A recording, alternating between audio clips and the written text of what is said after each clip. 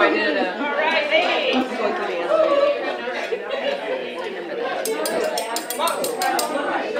Hello. Marty's here.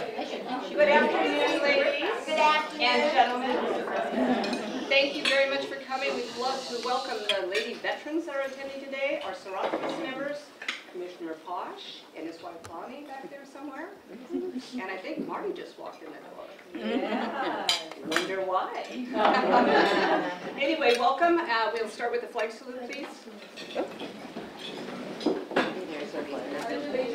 Oh my God, how's that going to work? States of America, and to the republic for which it stands, one nation, under God, indivisible, with liberty and justice for all. Our grace. For the bread upon the board, make us truly thankful, Lord, for each one meeting here, whom our hearts hold close and dear. For this day, O Lord above, now accept our grateful love. Amen. Thank you. All right, we have a distinguished visitor before we do it. Now, Commissioner Posh, come up and say a couple words. Thank you. I really don't know how distinguished I am, but I'd like to thank you for inviting me here. And I'd like to ask if I could, for all the female veterans, to raise your hand, please.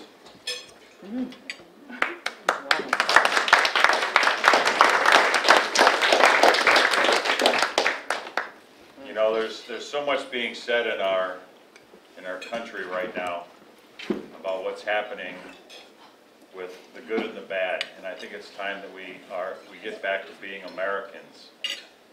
We get back to the fundamentals of what this nation was founded on, and I would personally like to thank you and dedicate this time to the female veterans here. You know, for a long time, women have been overlooked in our service. You know, they were always the nurses and the attendants, and women, they give as much as the men do. And I just want to say thank you to all of you and equalize everything that you've done in our situations that this country's been involved in over the years. You know, my mom was one of the first women ever to become, she worked for General Electric on the line, and she set precedents back in the 60s. She became a screw machine operator and setup man for General Electric, because that's what it was named back then. As so many females now are in the service and serve this country with honor, and it's time that I think that this nation doesn't only recognize the military men as highly as they do, but they also recognize the women that give so much. And I just want to say thank you. This is a day of remembering who we are and what we stand for, and I'm just very pleased to be here. I want to say thank you for inviting me. God bless America, and God bless the people that are willing to serve. Thank you.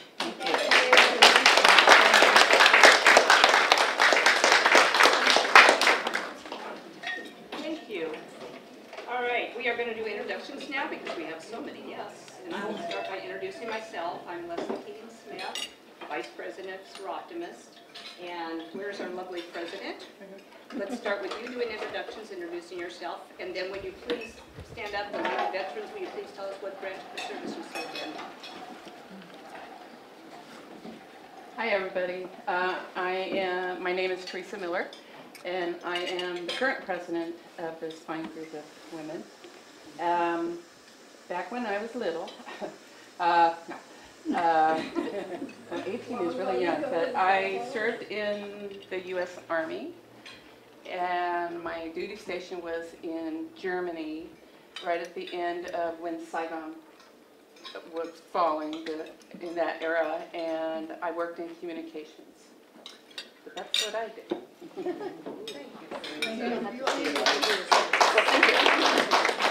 want to take it up and let's just go around the tables until we get to the end? We'll go this way. Okay.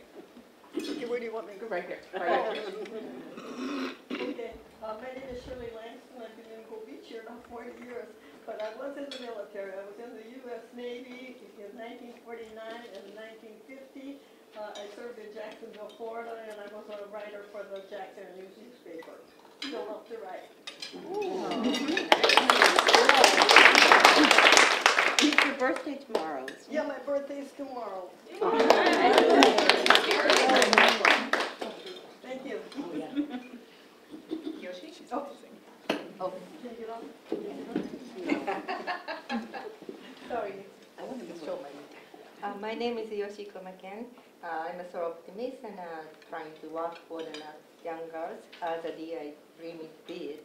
I'm so happy to stay to share the happiness with the veterans. Thank you. I'm Mary Jacobs. I've been a member of this group, this wonderful group, for about 5 years, and lived in Gold Beach for about 10. Thank you.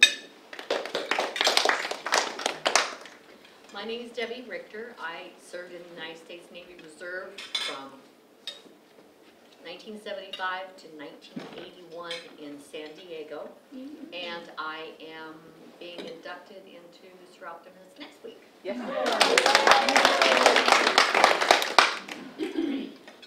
I'm Cheryl Crandall, excuse me, past president of Seroptimus. Lived here for 12 years, and I love every one of you. Thank you, everyone, for what you do and what you did prior to being here today.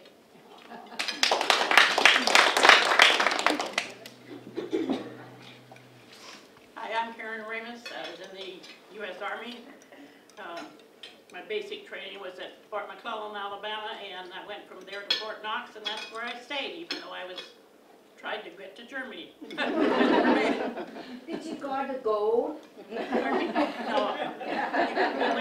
you went past the conservatory lots of times. That was the one route we went in when we went into work, but never got inside. Thank you. I have trouble remembering my last name. We've only been married 6 months, and I'm still Geraldine Louise Honeycutt-Tuttle. But anyhow, I've been past president. I was a Seroptimus in 1967 through 72, and then went on to education, raised 6 children, and when they were raised, then we moved up here. I've been here 28 years, and I rejoined, Teresa and I joined about back into Seroptimus at that time, so glad you're all here. It's wonderful.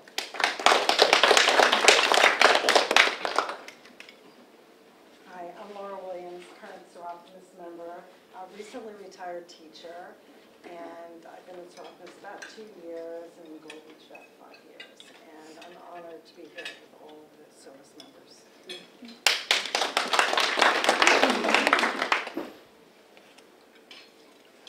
I'm Susie Mazza. I've been here in Gold Beach since 2001. I retired here, supposedly.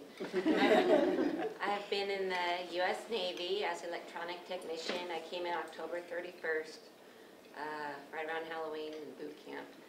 And when I graduated, which was 1981, and I retired 2001 when we moved here the week of 9/11 with my 2 kids. And Vicki helped babysit my son Joey, who also now is in the Navy and doing fine, been in for 3 years on his ship. I just want to say thank you very much for everybody coming here and for all your support and everything. Thank you. My name's Ann Talacker Hall. I'm a professional counselor, and I still work part-time here in Gold Beach with domestic violence victims and trauma survivors. So that's what I do, and it's just amazing how many in our tiny town that we're able to find women veterans.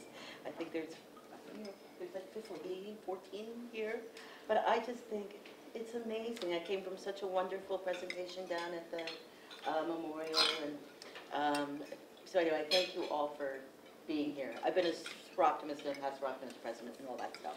Love Seroptimist. So, anyway, thank you all for being here.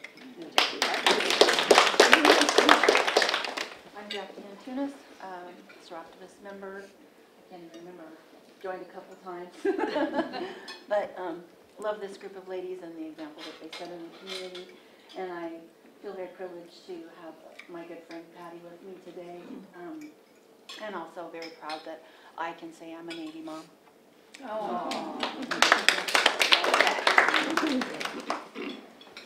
I'm Patty Savage. I was in the Army Nurse Corps. I owe my career to the Army. And I was telling Jackie when I came in, I feel I should be honoring the service, not being honored. So I got my basic nursing training from them and also my nurse practitioner, and I just retired after 44 years of being an RN and 42 years of being an NP.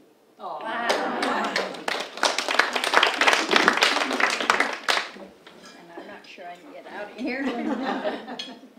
I'm Margie Brennan, and I've been here for 19 years now. It doesn't seem possible. Not with Seroptimus, that's only been 8 or 9 years. I'm retired law enforcement, and I am also very honored to be around all these people.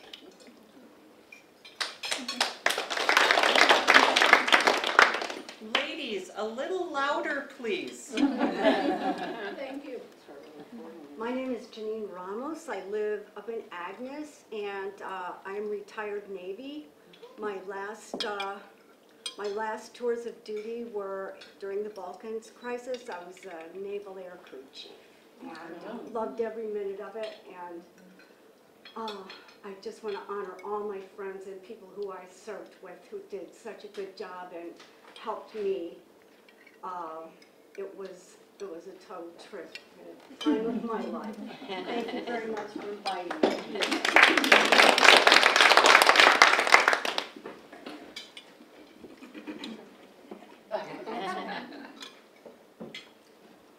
Hello, Veronica Welch. I came to America as a foreign student, and I wanted to pay back this country. So I joined the U.S. Army only because I wanted to travel. And they discovered that I have talent for languages, so they sent me to German language school. And I said, give me Chinese. I won't have to study so hard, and then you save your money and time. They said, oh, no, you still have relatives back in Shanghai. We cannot do that. You don't have high enough security clearance. So I became an interrogator. So imagine me as an interrogator. I lived in a hotel with my own 2-story spiral staircase. The rooftop is all mine. My husband said, you and I went to the different U.S. Army. I was in the German forest, in the pub tent and all that stuff. He said, you lived in a hotel. But anyway, I just thank this country for letting me come in as a foreign student. And I love the United States of America. Thank you very much. God bless all the veterans, especially those who have died and given their lives for our freedom. And I wish everybody would appreciate it. God bless America, and God bless all of you ladies and gentlemen.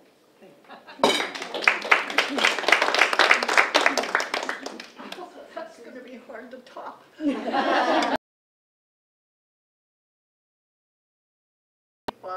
Seroptimus, past president, and I would like to take this time to honor my grandson's wife, who's a Pakistani immigrant and a U.S. naval officer with a very dangerous job. She's a boat captain and very good with guns and can shoot at the back. Her name is Khadijah. Okay.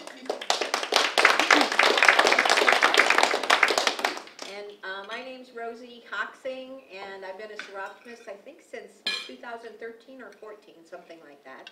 And I'm just going to ditto what everybody's been saying. It's just wonderful to have a room full of so many accomplished women and veterans, and we really appreciate you all coming.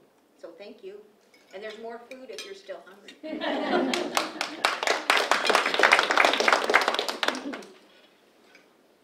I'm Linda Nelson. I served in the Navy for 26 years. The tough choice I had, they asked me if I wanted to go to Medford, Oregon for 3 years or Naples, Italy. I think you can all figure out where I went. I love the Navy. It took 22 years before I got my first ship. I was in law enforcement. I just had a blast. Got to travel the world and see things I never thought I'd see. I'm also very involved with the American Legion. Right now, I don't know if you know, but Port Orford is the only American Legion left in Curry County. So we're active, we do our thing, and we're proud of it. Linda, do you want to Yeah. tell them? And on the 19th of November, for all the veterans, we're having a dinner to honor veterans at the American Legion building in Port Orford. And if you're interested, see me before I leave and I'll get you the information. But I like getting the women involved, and any of the other Navy women in here. There is a WAVES organization, Navy WAVES, for the women that joined, I think it was 474, and they're very active. They have a reunion every year, and it's fun. I was born and raised in Jacksonville, and joined the Navy 4 days after I graduated from high school. So,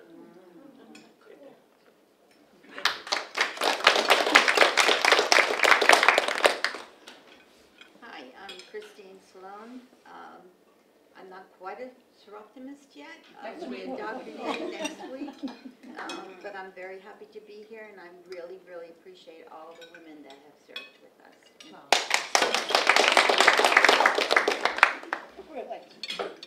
I'm Janet Johnson, and I've been a Seroptimist since 2015.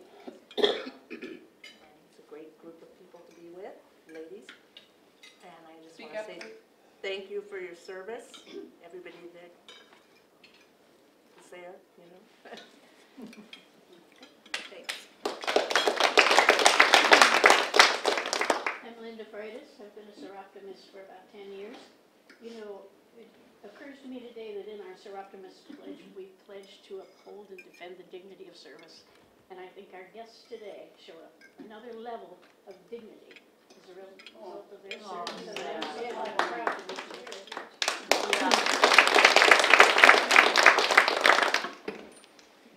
here. My name is Mae Weiser. I've been a Seroptimist, again, about 10 years. And I want to say I'm so impressed with women who made the decision to go into service years ago when that didn't seem something women could do. It seemed like it was a man's job. I so admire the women that have the courage to do that. And so thank you very much. I see you as role models. Thank you.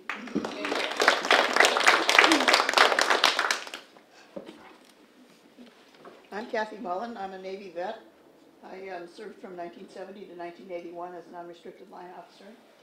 And I saw duty on both coasts and overseas in the Philippines. So thank you very much for inviting us here and for honoring us. It doesn't happen very often, almost never, and it feels really good. It feels really good, so thank you very much. You're welcome.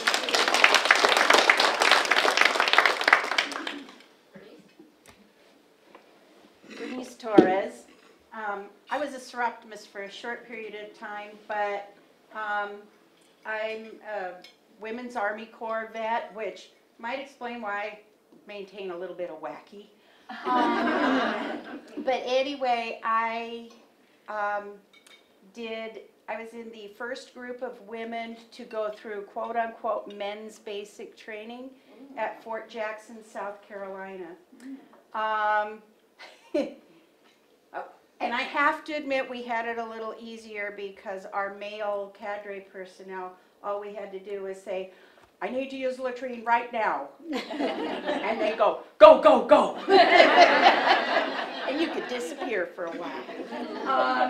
So anyway, it was a different part of history. So out of Fort Jackson, I got stationed at Fort Sam Houston in San Antonio, Texas. I trained as a pharmacy specialist, but along the way, they discovered that I had a voice that could carry over 150 women, and so they moved me into marching training companies around, and that's what I did the rest of the time. And it was funny, because when we were all lined up here, I just got that urge to yell, "Keep the chow line moving, Prive!"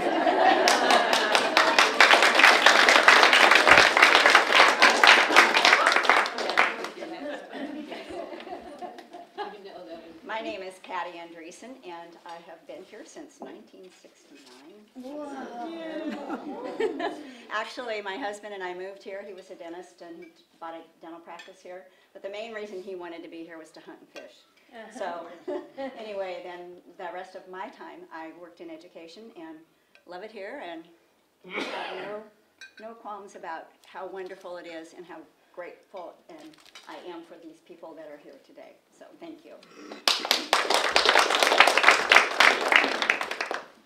Marie Meany, new to the community, just 6 months now. I'm so excited to be here and be part of this beautiful group and celebrate women and what they've done for the service. But just here 6 months and so excited to be here.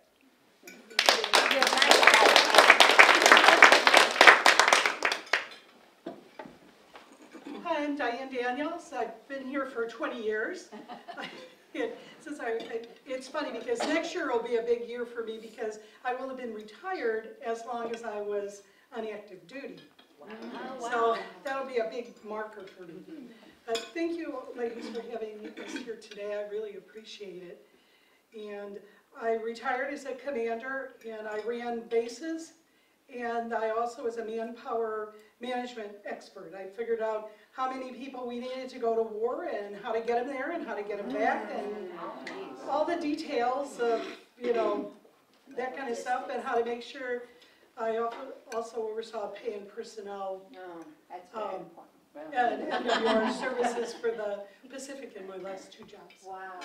Anyways, I'm glad to be here, and thank you. I'm Debbie-Ann Harpole. I'm pretty new to Seroptimus, only about 3 years. I absolutely love this club and everything that they stand for. And thank you for the beautiful board and everything. I want to say thank you to the veterans, and also I have a father-in-law who is one of the last Green Berets left. I want to say thank you to him. And I also want to honor my grandson, I have great-grandkids, my grandson, who is on his 3rd tour and in the Army. And so thank you for being here.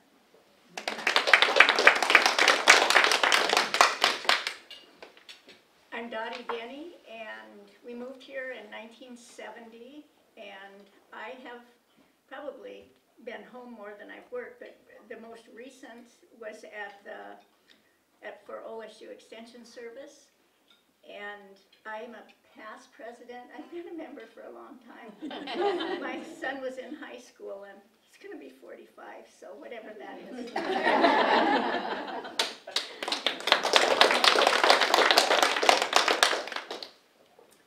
I'm Leslie Popoff. I'm a United States Navy veteran. Served from 1976 to 1979 when I married the local Navy recruiter. I was an oceanographic watch officer, but our commands didn't have anything to do with each other, so it didn't matter at the time. You know him as your beloved mayor. But I was sitting here hearing everyone's story and thinking that I am very happy to have served. It was a wonderful opportunity right out of college to get out of my hometown and then meet my husband. But I'm also the daughter of a career Army chaplain and the sister of an Army reservist officer and the wife of a Navy veteran and the mother of a U.S. Air Force veteran. Wow. So we are a military family. Definitely. I'm very, very thankful to be able to say that. And thank you all for your service. Hi, I'm Laura Hightower, and I was in the Air Force for 5 years and stationed at Clark Air Base in the Philippines as an avionics tech on F-4s and F-5s. So I joined the service when I was 18, and my scores were high, so I went mainly in the tech fields. And after that, they sent me to engineering school, and I got honors for electrical engineering. I graduated, and I was an engineer for many, many years. So opportunities are there. Yes, definitely. Thank you for your invitation. It's wonderful to meet you all. Thank you.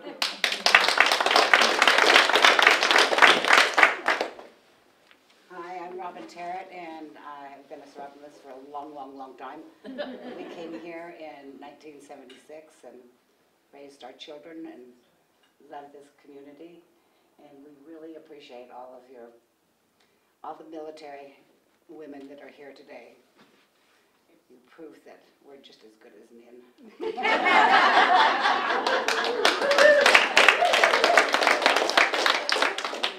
Oh yeah, follow that. I'm Julie Marstall. I've been a Seroptimist a long time, and I just want to say that I'm very moved by today. I find this just amazing. All the personal stories are wonderful, and I know we'll all say our thank yous, but Becky, thank you, and the lunch, Cheryl and Rosie, what a wonderful day. Thank you very much.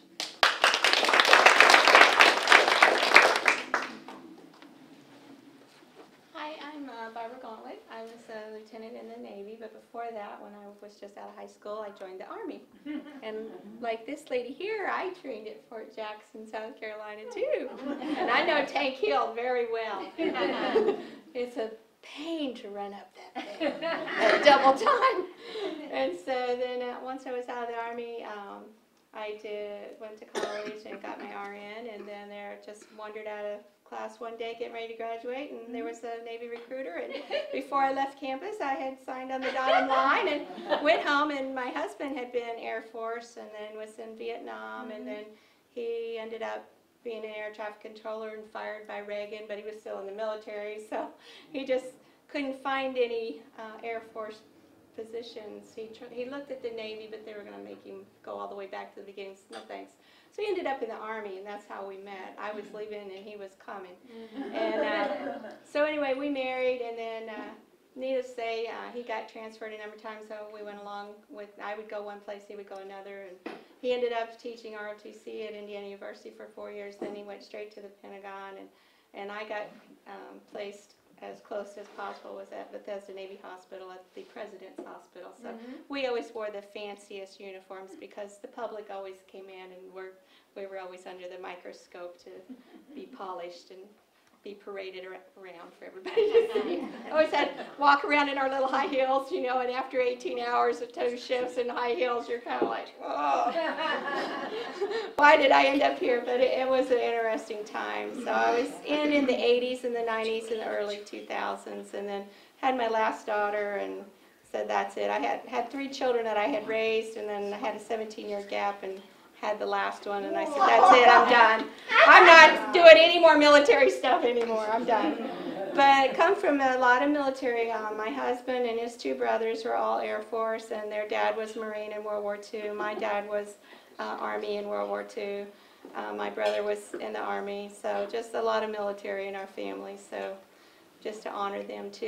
And it is really special to be honored as a woman in the military, because a lot of times we're just always in the background, so this is kind of really makes me feel really special, because that doesn't happen very often. We're kind of like, you know, our commissioner said, sometimes we get a little overlooked, but you know, that's just a woman's role in life. It seems like we're always the supportive one in the family, and we let the other ones take the glory. We're always in the background, so I guess we don't really think too much about that. So this is really special, and I appreciate. Shirley was the one that said, "Oh, I have somebody that's going to call you. You were in the military. We're having a luncheon." So thank you, Shirley, for getting that to me, the information, and getting me here today. So I really appreciate it. And the uniform still fits.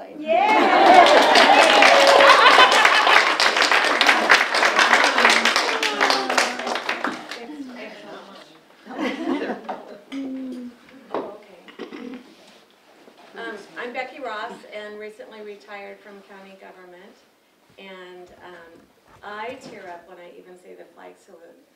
So the appreciation I have for all you women that served is immense. So thank you for coming. I so appreciate all of you and the ones that are just here that are my friends.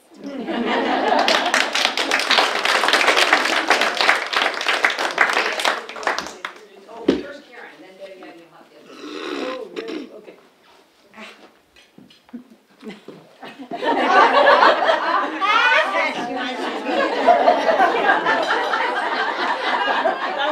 I'm Karen Helgeson, and I'm probably out of focus. Talk nice and loud. Yes, I am loud. I am a teacher. I am loud. I've been here in Gold Beach for about 7 years, and I've been a Seroptimist, I think, for 5. And I love this group. This is the nicest group of ladies you'll ever want to meet. And they're even nice to people from Minnesota.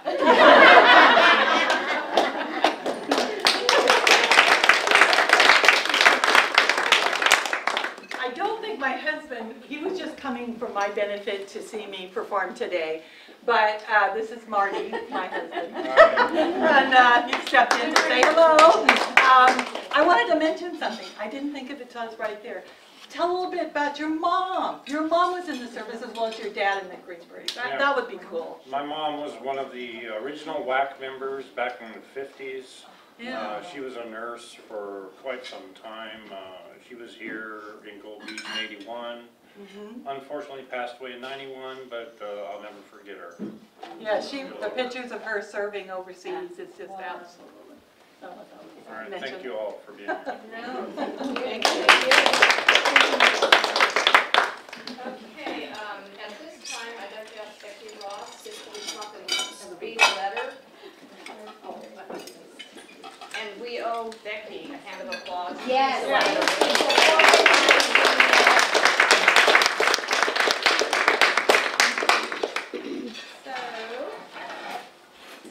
This person that sent the letter, she was like all the rest of you.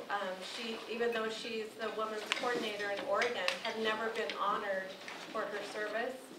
And the other week I had asked her if she'd ever received anything for that, and she said no. So we sent her something. Anyway, she says, thank you for inviting me to submit this letter about honoring women veterans for Veterans Day. As a veteran of the United States Army and as Oregon Women Veterans Coordinator, I am pleased to do so. I always begin at the beginning, as many people are unaware of the history of women in the military and the full scope of our service. The history of women serving their country as members of the U.S. military goes back to the American Revolution. And I didn't do military, but I do that. While many people believe that women followed their husbands and served only in traditional roles as laundresses, cooks, and nurses, there were others that disguised themselves as men and served in combat roles.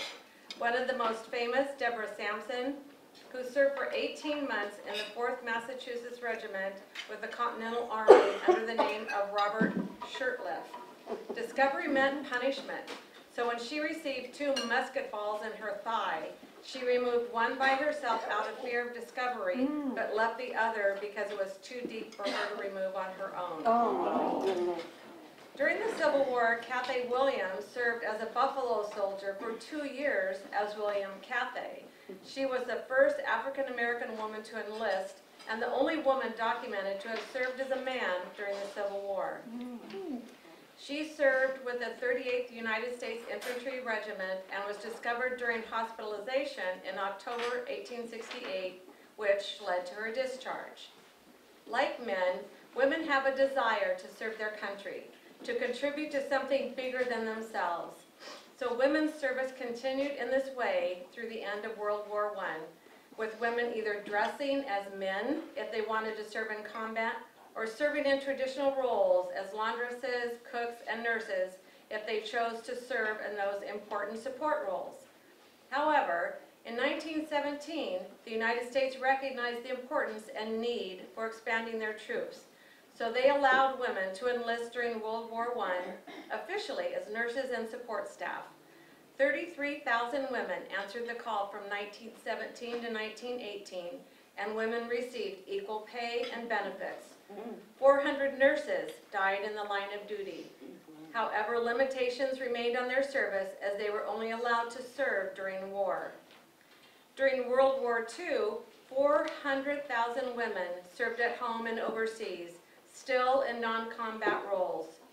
543 women died and 88 women were held as prisoners of war. Still, in spite of their dedication and commitment, women were not considered permanent members of the U.S. military until June 12, 1948, when President Truman signed the Women's Armed Services Integration Act, finally granting women permanent status with full benefits, including veteran status. Today, 12 states, including Oregon, commemorate June 12th as Women's Veterans Day. In spite of their history of serving in combat, receiving medals, dying in service to their country, and volunteering for dangerous duty, women continue to be ignored and to face discrimination in the U.S. military until 2016, when 100% of all jobs, including combat positions, were open to women. Ours has been a long road of discrimination, yet it has not prevented millions of women from swearing allegiance to the United States, promising to defend the Constitution from all enemies, both foreign and domestic. Today, there are over 2 million women veterans in the United States and Puerto Rico. We include all races, colors, ethnicities, genders, sexual orientations, and immigrants. We are 10% of the veteran population, 16% of active duty military, and are enlisting at a higher rate than men. It is estimated that by 2040, we may be as much as 18% of the veteran population. Yet today, in spite of our centuries of service and dedication to our country, we remain largely invisible socially and politically. Largely due to this invisibility, it is not unusual for women veterans to not identify as such, or to not identify as such. They may tell you they served in the military, but often may not say they are veterans. See them as veterans. Ask them if they served, and then call them veterans and thank them for their service. If you see them wearing military or veteran clothing or driving a vehicle with veteran plates, do not assume it is their husbands. Ask them if they served, and then thank them if they say yes.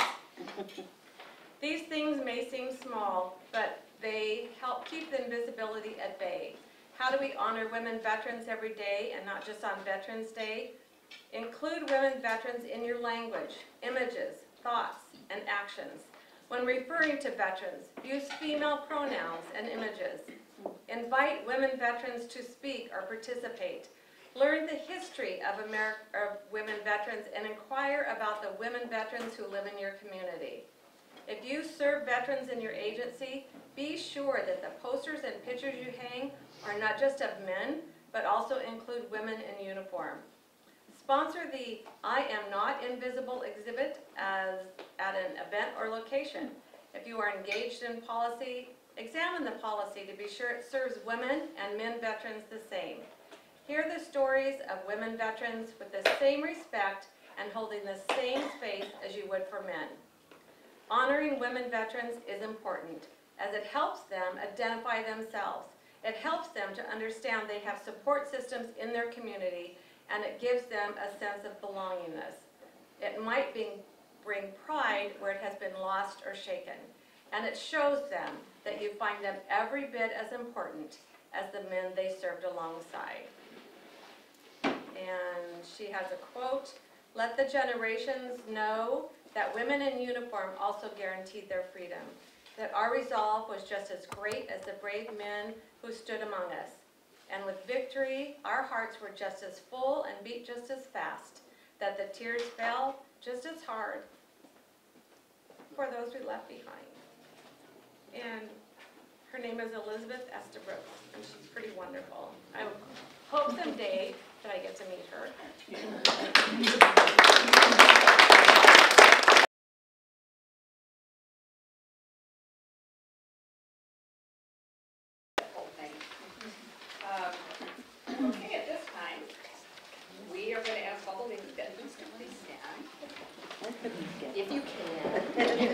It's like this. It's a little tight there.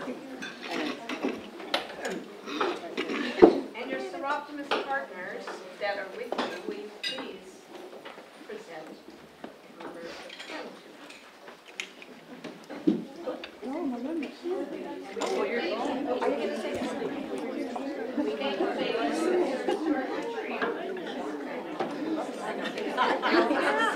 Yeah. Oh, wow. This is two for you and part of us today.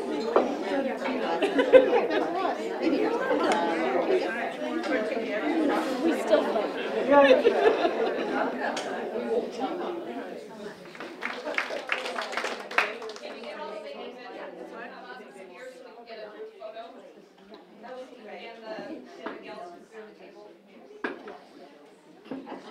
Well, good afternoon. I'm very proud to be here and very privileged that I get to sing an original song. I wrote this song. It's called American Dream. And it's about no matter what changes happen in our country, we're proud and we're patriotic. In your program, there is the chorus. Feel free to go ahead and sing along. I would love that. And thank you.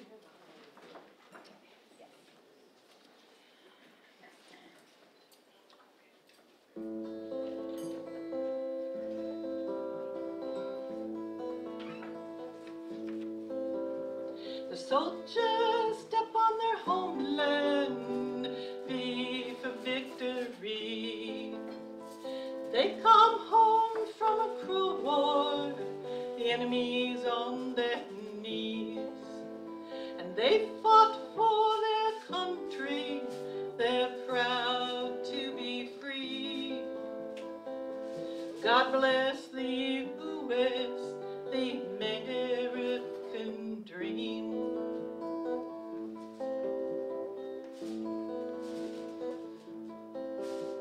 But they can't find a job to feed their families as the government closed their eyes to the homeless in the streets.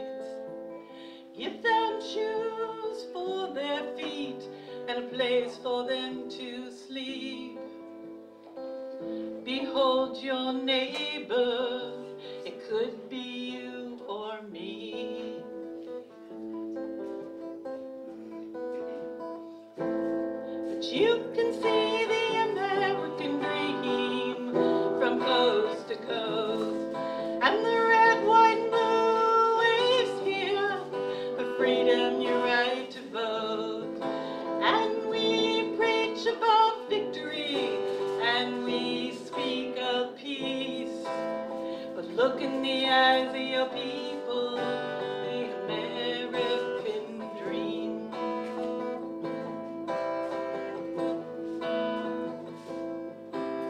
So we send aid to Somalia, save the children, please. Reach down in your pockets, the Red Cross is in need.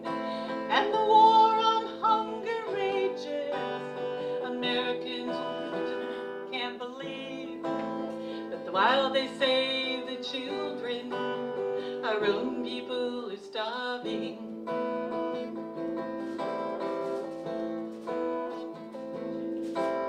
The immigrants, they land on our shore, but the U.S. shuts the door. They want a better life, but we won't give no more. But they remember a statue, a lady of liberty, that promises with her torch to help we good countries.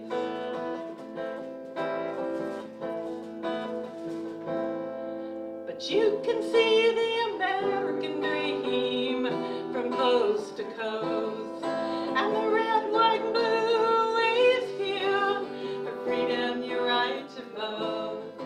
And we preach about victory, and we speak of peace.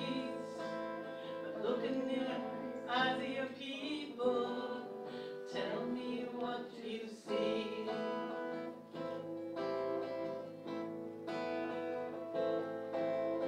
we elect a president who will save the economy. I'll buy a house, I'll get a job, I'll have the American dream. But he sits off in the White House, I listen to his speech. Does he hear the people? Our vote's all he seeks. You ready? But you can see the American dream from coast to coast. And the red, white, and blue is here. For freedom, your right to vote. And we preach about victory. And we speak of peace. But look in the eyes of your people. Tell me what you see. But look in the eyes of your people.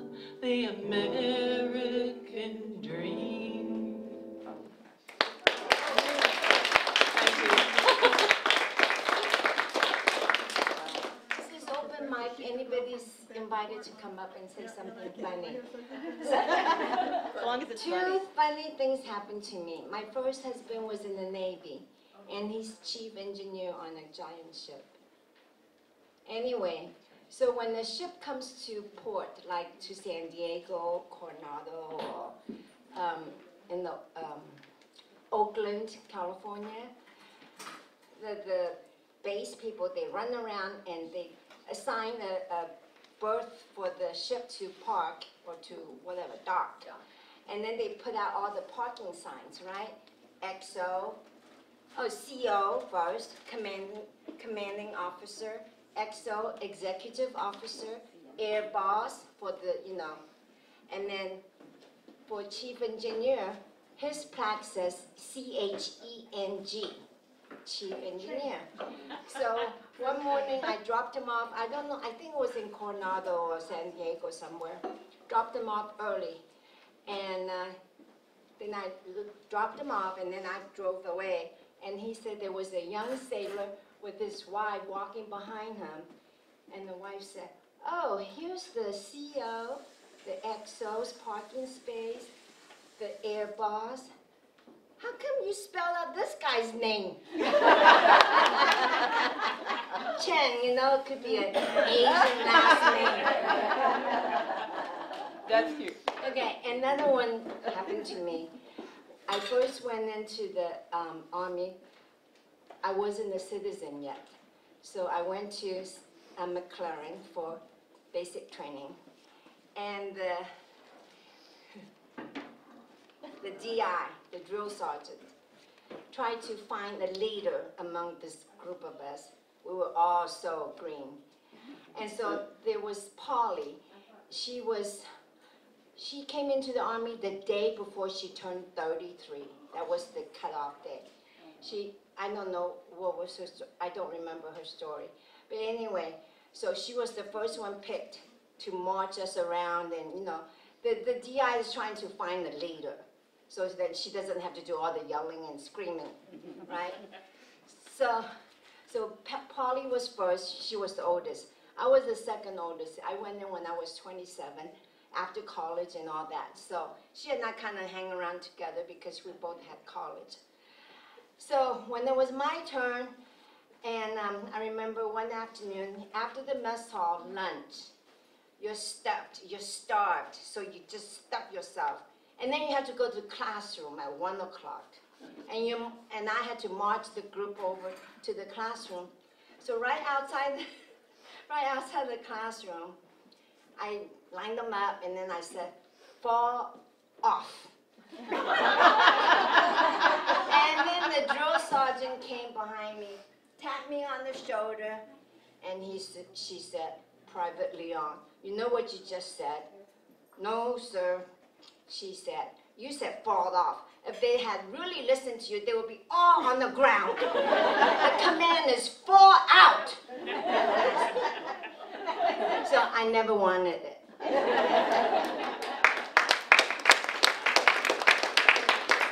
Okay, I'll go. I went into the Army when I was 18 years old. just after my birthday, so I was real young. And I don't know all the women vets. Basic training was not easy. There were some easy parts, but basically, it's basic training. You learn how to march and how to walk and how to starch your clothes, if anybody knows starching your clothes. So I went in and it was about Thanksgiving, and the way it worked is all the kitchens were cooking all day long. Turkeys and stuffing and all that good stuff. So we were the last barracks to get fed, and they started at the top floor. There's 4 floors in the top floor. So I was one of the last groups to go through. So our barracks was the last group to go through. So think about it. Turkeys and stuffing sitting out all day long. We all got food poisoning. We were all trotted to everybody, the drill sergeants, everybody in charge they got us to the hospital, and we were all lined up facing each other, and we were all given Epicac, and would just make you throw up. So one girl would start all the way down the line. It was awful. It was Might awful. not be the best story to tell us right after lunch, honey. That's pretty funny. About 3 weeks after that, my parents got a Red Cross telegram saying that their daughter was sick. Not immediately, they didn't know, but your daughter was sick, and because of, and it was just fine. Everybody's up and running now, but it was a memory that you don't ever forget. So that was at Fort McClellan, Anniston, Alabama. Then I went to Fort Gordon, Georgia for my advanced training. And they had just recently opened up Fort Gordon, and it was like the communications advanced training, and I was in communications, the Signal Corps. And they had just opened this particular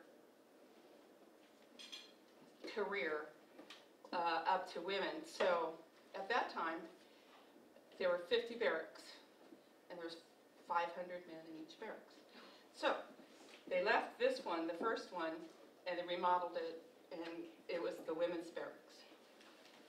So guess what the ratio men to women were? And we were allowed to go out, we were allowed to go to dinner and go to the movies, whatever, but you had guys lined up the door, out the doors along the sidewalks. Look and see if there were any single women that wanted to go on a date. Because if you had a date, you were first in line at the mess hall, you were first in line at the movies, you were first in line at the bowling alley. So the guys had a date, it's because the women, they recognized women as, so we were valuable. I never went without a date. It was a lot of fun. And then I was, then I went to Germany for my assignment, and I was there for several years.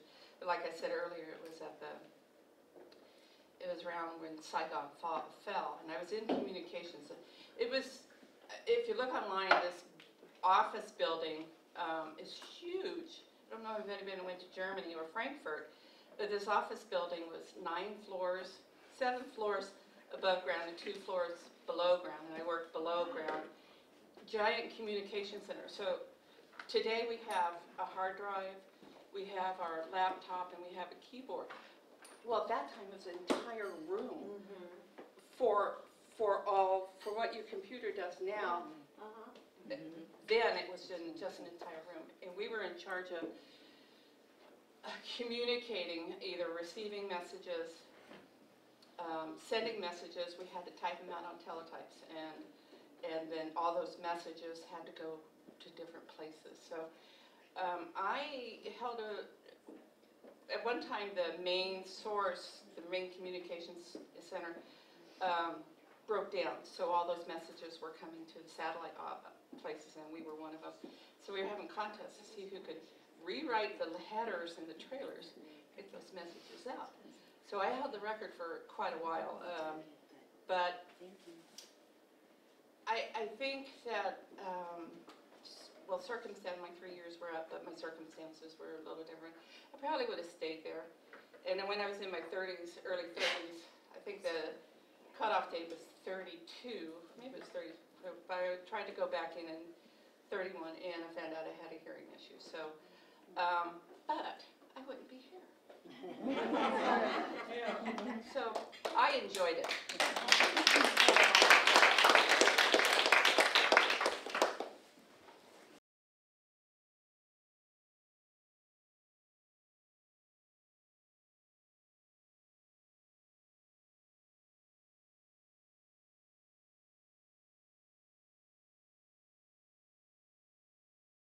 In San Diego, where I grew up. And I was a secretary. And I had worked at several different commands, and I started working for basically the headquarters for the Naval Reserve in the southwestern United States. The headquarters was in San Diego, and I worked there. And the guy in charge was an admiral, and I was his secretary. My girlfriend was active duty, and she got to go to these fun places. And she got to jump on airplanes and helicopters and do this stuff. And I was a civilian secretary, and I didn't get to do that. So that she's like, you should join the reserves. You don't have to go to boot camp or anything. And they'll take your civilian experience and apply it towards your pay grade, and you can join the reserves. And I thought, well, I'm single. That's a really good deal. So I did that, and I was sworn into the reserves as I think a third-class petty officer. So at 5 o'clock, I'd shut down my desk, go in and go into my uniform, and I would stay, and in the evening, I'd be doing the exact same job as a reservist that I did as a civilian secretary. No training, nothing else, just in uniform. So I did that for 5 years, and I had a lot of fun. But my husband, who was an active duty Marine Corps officer, asked me to get married, and he said, and you're going to resign being in the reserves. No wife of mine is going, and mother of my children is going to be called to active duty. I don't want you going overseas to war. And I understood that. So, and I really seriously think that he didn't like me having all the fun that I had, because the admiral would have to fly up to San Francisco and need a speech written. So I'd go with him, and I'd be on a plane full of guys. I had a blast. so I resigned my commission, or my enlisted status. So, move ahead. I've been going to these meetings for about a couple months now, and Debbie Ann mentioned this Women's Veterans Day luncheon, and I thought, that's really a great idea. And she says, but we have to find some women veterans. And I don't tell people I'm a veteran, because I never went to boot camp. I never stood duty. You didn't have KP. I never had anything other than putting on my uniform and doing the same thing I did as a civilian. My husband is a Marine officer.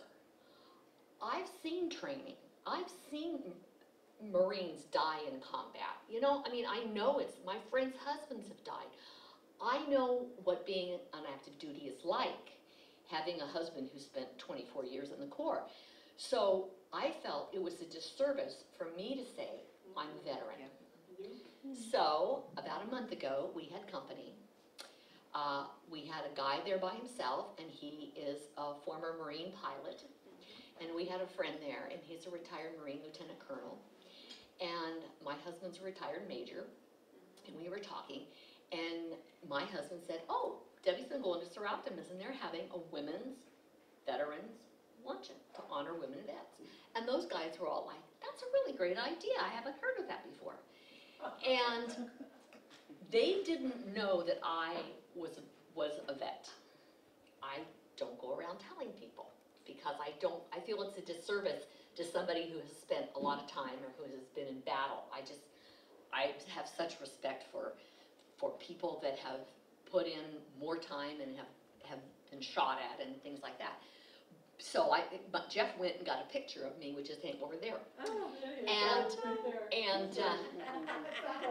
and so I showed them, and they were like, wow. And I said, and they said, well, you should be honored at this luncheon. And I said, no, not really. I'm not really a vet. And this colonel said, Debbie, you worked for an admiral, is that correct? And I said, sure. And he said, was your admiral doing important things? And I said, yeah, he was deploying not Marines, he was deploying naval personnel with the reservists to go and fight. And he said, then you did important work in the Navy. Even though you don't feel that you were doing anything.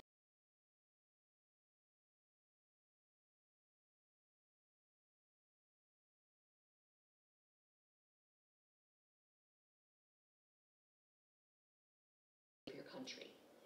And you were doing something, you were working in a job that was important. So you should just take that and be proud of it. So I just want to share that. That's why I pushed you. That's so true. That's why I pushed you. Open mic. It's open mic. We won't make you sing. I've never been a shy person. Hi. And these are just a couple of funny memories I'm having because, oh my gosh, you know, we're talking about this and it's a long time ago, but some things stick in your mind. And I remember I got to go to Officer Basic. It's a whole different thing. Yeah. You sit in a class for 7 hours a day, and then the evening you can do what you want. And but it's really funny when the nurses were out there learning their marching drill. There were bleachers out there, and a bunch of guys were always up on the bleachers watching the nurses drill, and they were laughing and falling off of the bleachers because we were kind of a mess. And they'd always pick someone to be the leader that day, and I'll never forget one time we're all marching along, and the person couldn't remember how to say turn around, you know. And we're getting closer and closer and closer to something. I think some of those guys might have ended up in the hospital. And then when you're getting your vaccinations, you roll up both sleeves and you walk down a line. And they had guns, and you think guns don't hurt as bad as needles. Oh, yes, they do. Think of it, they're driving it through your skin with air pressure. So you're getting wham, wham, wham. Well, somehow we got a hold of some John Denver tickets for that night. Top row. And we were up there, and our fevers had started. Our yellow fever was kicking in. And our arms were pulling off, and we're up there, Rocky Mountain High. And my last memory I want to share with you is driving up to my very first Army base. I'm a nurse, I'm an Army nurse in Fort Belvoir, Virginia. Yeah.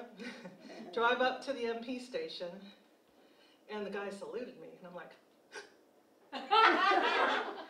and that MP just didn't blink an eye. I did that.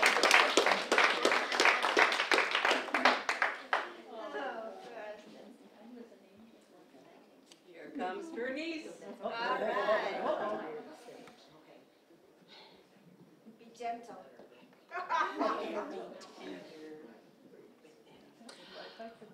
Okay, well, yeah, shy is not part of my life.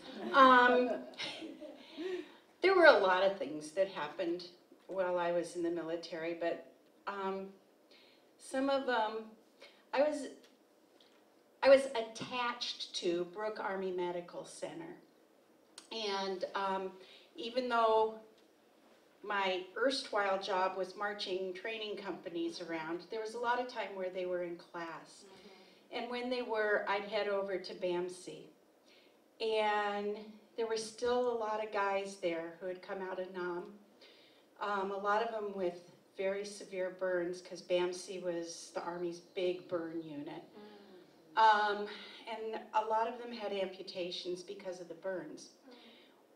But I have to tell you something. Those were some pretty incredible guys. And one of my favorite parts was refereeing the wheelchair races down hallways.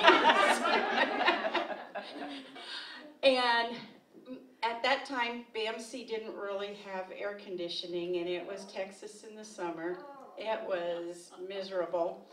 And And so all of the windows and all of the doors would be open, including the doors at each end of these big, long hallways that led out to the fire escape balconies. And here go these guys in the wheelchairs. And they would race through those doors, hit that railing, and grab a hold of it and hope not to go over. I never did see any of them go. But boy, they took pride in it. And so that was one thing. And then I'll tell you about another thing, and this happened when I was in basic training at Fort Jackson. Anyway, we were marching around and marching and marching and marching and marching, and they had this big, really big parking lot is what it looked like. It was just a big asphalt pad, and we would march around it in circles for hours, it seemed like. And one day they marched us out there, and we're marching, and then we're double timing. Two old whacks are laying into bed. One rolled over to the other and said, and I'm looking out in the middle there, and there is a guy standing there, and he's just standing at attention, and you can tell he's yelling something, but we couldn't hear it. We're still marching and a-singing and a-marching and a-singing, and we get part way around, and all of a sudden the drill sergeant stops us. And then we start slowly working our way towards the center until we can hear the guy. And he's standing there at attention, and he's yelling, I think it's very funny, sir. I think it's very funny, sir. I think it's very funny, sir. Which made all of us laugh, and then we double timed some more. But yeah, sometimes things happen and you didn't want to laugh. The other thing I remember is standing in line one morning, and the drill sergeant says, who here can drive a Jeep? Now, if there was one thing that I had learned from my grandfather before I went in, was don't ever volunteer for anything. So I did not raise my hand. But a lot of girls did. And they said, okay, take one step forward, and they did. And I'm standing in the back. And then he says, if you can drive them, you can wash them, come on.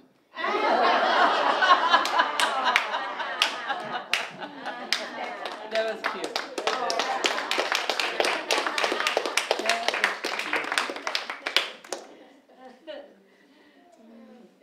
Anybody else? You must have something.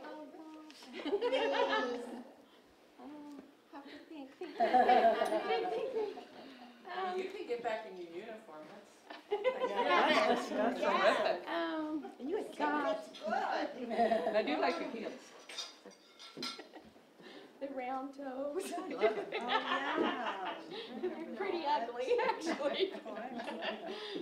Government issue. Gosh, I remember when I first went in the Army, I was just, you know, a country bumpkin kid, and I was on the airplane, and they send you down to, they sent me to Fort Jackson, and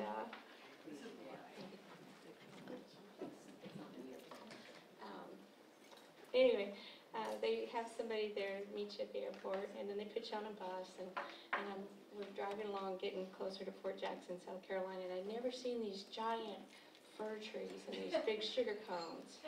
Never seen anything like that. And I was just amazed. And then I get up there and I see the signs, you know, and I'm like, wow, and I'm just so nervous. And we get there, and they're pretty nice the first couple weeks. They take you into an indoctrination area, and that's where you get all your uniforms. And so they, you know, they feed you, treat you pretty nice, line you up, and put you in little groups. And you stay there for a couple weeks until they get enough people that have come in to make a company. And then your real training starts. And everything you own goes in that duffel bag. And oh, is it heavy. And you got to carry it all over that base, everywhere you go. Oh, man. And I remember when I got home for Christmas break, I was changing clothes, and my mom said, oh, my God, your back looks just like a man's. It's just rippled in muscles. I said, that's the look I was going for. Thanks, Mom. Oh, gosh. So that was kind of funny.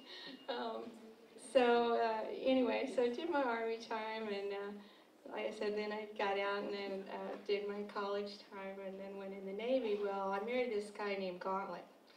Well, right about that time, they'd had this awful, awful incident of these women that were in a hotel, and they had to run the gauntlet.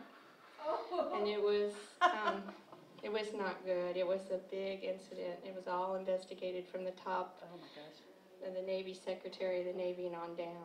And there was some airmen involved and some military women that were harassed, and it was a pretty bad incident. Well, I go in the Navy right when all this is happening, and it's on the news, and I live in the Washington, D.C. area. And I'm thinking, oh, this name. Oh, so I get up there. The first thing I do, they send me to Rhode Island, to Newport. Yes. And I'm out on this little island to do my officer indoctrination training into the Navy. And I'm in this big group. And here comes this admiral in, and he's glaring down, and I'm short, so I always get stuck out front. And he sees my name tag. And he says, you come up here. And I'm looking around, and everybody's thinking, all right, she's either got really good connections, comes from the top military family or something. And he gets up there and he goes, do you think this is a joke? And I'm too scared to say anything. Are you going to throw me out of the Navy before I even get in? And he goes, what's this name of yours? He goes, who put you up to this? And I go, my husband? Was he, what branch of the Navy is he in? Was he a pilot? No, Air Force, now he's in the Army. What? Like, yeah, he's a colonel in the Army. Oh, and I'm getting looks from, I can tell my backside is heating up because I'm like the monkey on the top of the ladder and everybody can see your backside. I'm just like, okay, so he was like, all right, somebody escort this joker out of this room, and I want this taken care of. And I'm thinking, it's got to be the name. So they take me in this room, and believe me, I got the interrogators and everybody else dressing me up one side and down the other in the top brass, and I'm like, this really is my name. I'll change it to my maiden name if you want me to, but not a joke. And so, needless to say, for the rest of the time that I was in Newport, Rhode Island, I was the famous Gauntlet. But hopefully for good reasons. I was like, I'll try to live up to my name. Well, doesn't sound good. So you can imagine the conversation, because you're cut off from your family. When you're in training, you don't get to talk to your family. I was just like, wait till I get home and get my hands on the neck of my husband and strangle him for giving me this awful name. So, and in the military, you learn right away, you want to keep a low profile. You don't want to be known for anything. You want to blend in. Yes. And so, needless to say, I took an awful lot of ribbing from all my peers. And so, but, because of that, we've all stayed in touch over the years. And most of the people that I was in they were nurses, dentists, doctors, lawyers, that kind of stuff. And so it's been fun, and they always remember, like, yeah, you were the Gauntlet. So I'm in my husband's hometown, and every time I'm driving to town, I have to see that street sign. And we have a Gauntlet. And so, yeah, the whole Gauntlet family came from here. My husband's great-grandmother was like the first white woman born in Curry County. So yeah, so it's the whole history is here. So I get here, and I volunteer at the little museum in town. And I go in the first day, and somebody's going to train me and tell me how to sit at the desk and what you do. And so then she starts pulling all these books off the shelf. And I said, well, what's all this for? And she stacks them all up, and she gives me a big sack full of books. She says, okay, every one of these has the history of the Gauntlet family, and your assignment is to read every one of these books, so that when people come in here, you can tell them about your family history. So I go home, my husband's sitting there, and he goes, how was your first day volunteering? I said, well, I don't know. I've got a whole box of books here that I got to read about your stupid family as homework. Not only do I have to volunteer, but I have homework to do. I was like,